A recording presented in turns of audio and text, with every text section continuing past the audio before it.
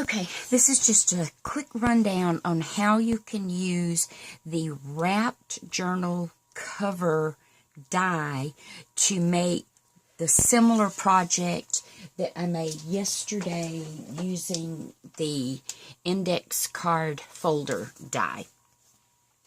And I just worked with 11-inch pieces of chipboard. I did have some 12-inch, but I wasn't that worried about how much wrap was left on it, so that was fine for me. So the 11-inch piece laid onto the index card folder holder basically cuts it out to about the first end section that folds up. But I didn't want to use the die that way. I just wanted the premise of being able to fold it up kind of like a little journal and then do, what I had done to the inside of it and then use a magnet to close it. Or I could have just as well used ribbon and then a tie closure. So however you do that is fine. To use the wrapped journal cover, you do the same type thing. This is just an 11-inch piece of cardstock to show you about where it's going to end up, which is about a third of the way into the space that has the opening where you can do the, the punch shapes. So this is what it punches out or cuts out. Because you're using a thinner medium, not the mat board, this is just chipboard. And this is the 22-point chipboard, which is plenty heavy enough and is perfect by the time you layer cardstock on it and add other things to it. You've got a very durable cover and surface. So because it does not cut the score lines or the creases to the point that you can't alter the cover, it's a perfect way to utilize it. So what I did was I did this one out of cardstock so that you could kind of see the format for it. The one side of the cover is 3.5 inches. Then the 1.5 inch spine, what you're going to do is actually cut it in half. So 3.5 inches, and then at the 4.25 inch section is where you would cut it. So this can then become the narrow spine for this end of the book. Then another 3.5 inch cover section.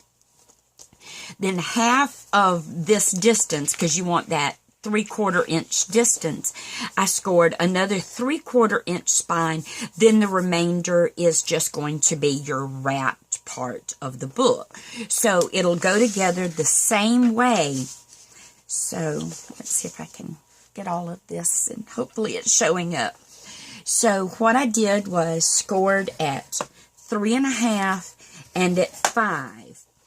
Then I'm going to take it to my paper cutter and cut this in half so I don't really have to score that. Then from the 5 inches I want to go over my next 3.5 inch cover section, so it's going to put me at 8.5 inches. Then I'm going to go over 3/4 inch for the other spine, which will put me at 9.25, and then that's going to leave this to be the remainder of the wrap that'll go around. So let me cut this.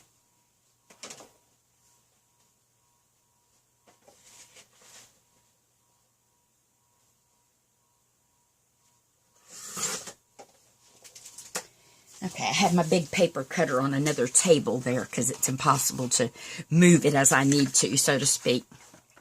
So let's move this. And then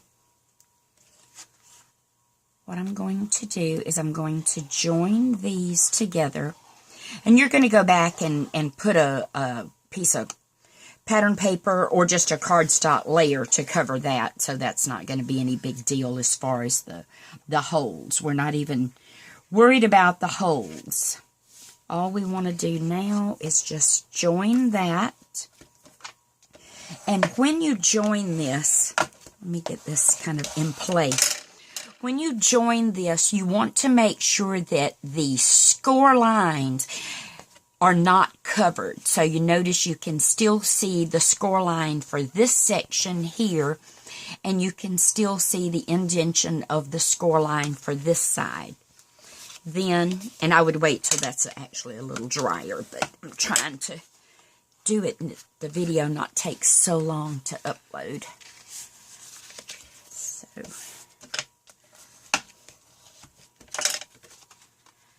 then this end. And then if you want to round your corners or use, you know, any kind of like little trim piece to go there.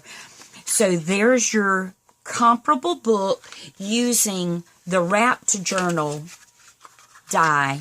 The only thing you really lose is about 1/4 of an inch of width. But the nice thing about it is the little notebooks still fit perfect in this width because there was actually space on either side, you know, of the other one.